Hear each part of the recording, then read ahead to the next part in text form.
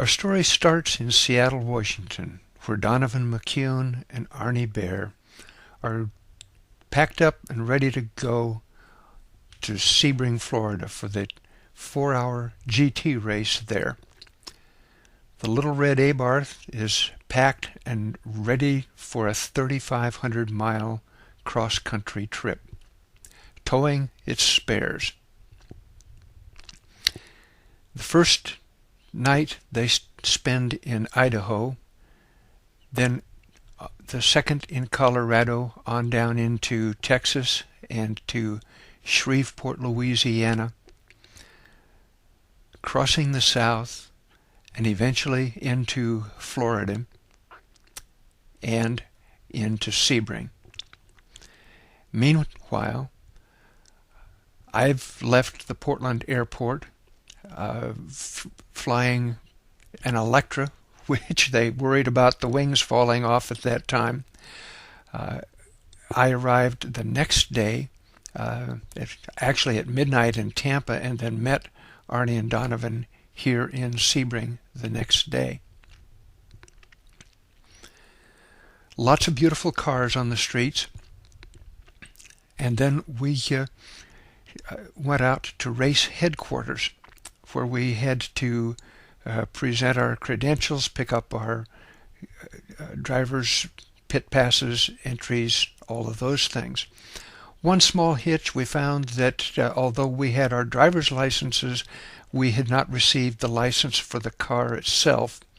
That was a very nervous half hour, but we found Mr. Charles Moran, who straightened the problem out, and we were then entered in the race and ready to go.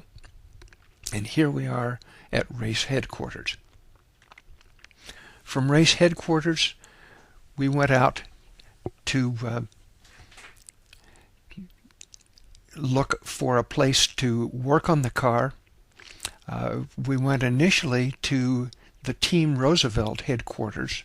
We had talked with Mr. James Roosevelt before we left Seattle. He said, "Come on down. We have plenty of space for you in our garage. Talk to John Norwood. He's our manager, and he'll fix you up with whatever you need, parts, supplies, help, whatever." When we got there, the drivers, the mechanics, everybody was very friendly and welcoming. But Mr. Norwood wasn't there. One of the mechanics called him, told him we had arrived. He told us remotely that they didn't have any room for us. They didn't have any parts. No, they couldn't offer us any help at all, but good luck. And so we said goodbye to the fellows at Team Roosevelt and wished them well, and they wished us well. And we went off, found a service station in town, Sinclair Station. Don negotiated with the owner, who was happy to have us use his lube bay while we worked on the car that day and most of that night. As I say, there were lots of beautiful cars in town. We shared this garage with a Oscar that was in the pit next to us. Don was our mechanic. He owned the car. He worked on the car. He did the technical stuff. Arnie and I could do a lot of this stuff, changing tires, getting supplies, helping Donivan. But Donivan was really the master mechanic. You can see in that picture the tow bar on the back of the little car. We worked till about midnight that night, and then Arnie drove most of the night, breaking in the new bearings. And the next day we went out for practice at the Sebring racetrack. This is a former military airport. Sebring opens it up once a year for the big 12-hour event. You see the hay bales there in the foreground. That was the protection for people in those days. That was all the barrier there was hay bales. And you can see officials up above there keeping track of cars and doing what officials do. But we were really quite excited to be there. There's Alec Ullman, who was pretty much in charge of putting that race on. A good crowd in the pit bleachers across from us.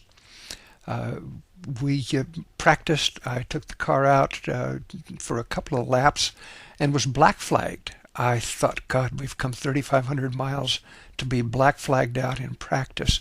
And when I pulled into the pit, Donivan and Arnie were laughing. They told me that we had to remove our trailer hitch, that they didn't want us to have that on during practice and racing. So Donivan removed the hitch. I went out and got a couple of more laps in, then he went out. The car was running beautifully. We were on top of the world. Here we were racing in one of the big events, an FIA event, and we couldn't have been happier. We were ready. The race would start the next day. We had lots of people around that wanted to know about the car that had driven all the way from Seattle, not only driven the race car, but towed our spares in the trailer behind us. Most of the cars at this event came on trailers themselves. And here were a couple of the cars from the Roosevelt racing team, which were in the pits very adjacent to us. The DB cars, and that was pretty much the course of race day. Here is the yellow Abarth 21. We laughed, but they had the wrong hood up. On an Abarth, the engine is in the back, but I think that they had fuel tank problems. We woke up the next day to a beautiful sunny day. The crowd was out, and the first event of the day was the Formula Junior event. Once that was over, it would be time for us to go, and we were ready.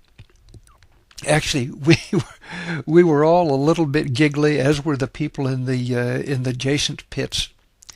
And this event would start with a Le Mans start, where the drivers line up on one side of the track and run across, get into their cars, and take off.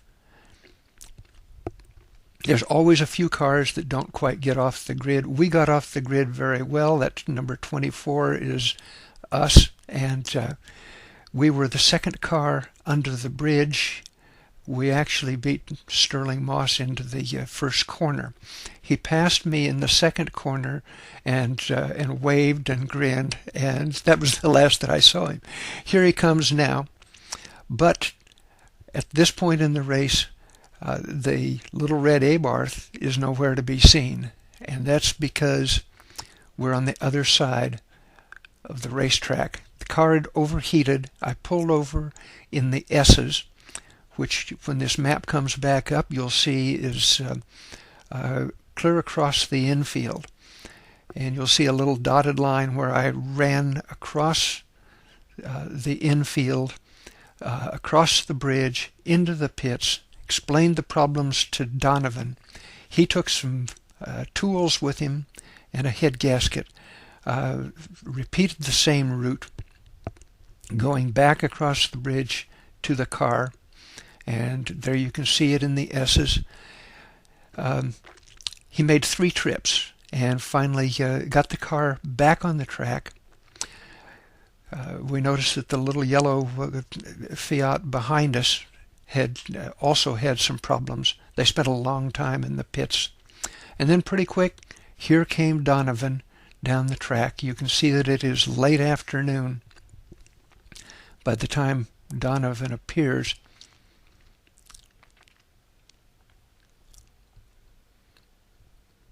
There he is.